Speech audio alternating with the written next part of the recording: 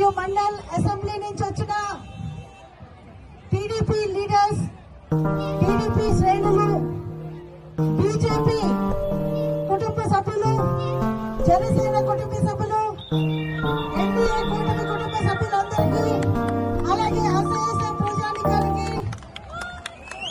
నా అక్క చెల్లెళ్లకు, అన్నదమ్ములకు అందరికీ కూడా నా హృదయపూర్వక వందనాలు, నమస్కారాలు తెలియజేస్తున్నాను.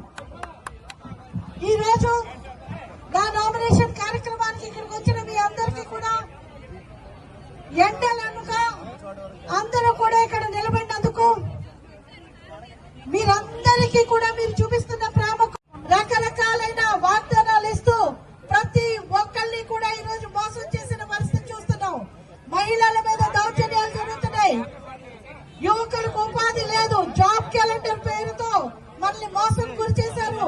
అలాగే చూస్తే మన రాష్ట్రంలో ఈరోజు land scam, sand scam, liquor scam, గుర్తుపెట్టుకోవాలి.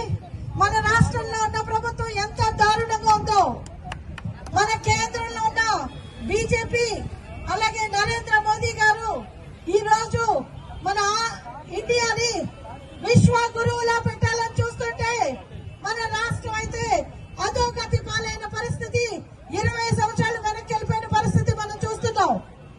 మన మేనిఫెస్టోలు ఈ రోజు సామాన్య ప్రజల మేనిఫెస్టో ఉంటే మన రాష్ట్ర ప్రభుత్వం మనందరం కూడా ముందుకు సాగడానికి ఈ రోజు మీ వెంట నేనుంటాను.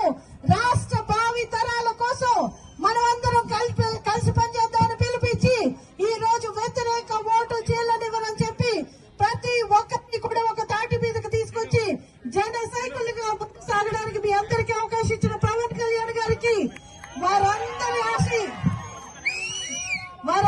ఆశలు నెరవేరాలంటే ఈ రోజు మనం చూడాలి. మనం అందరం కూడా నడుం బిగించాలి.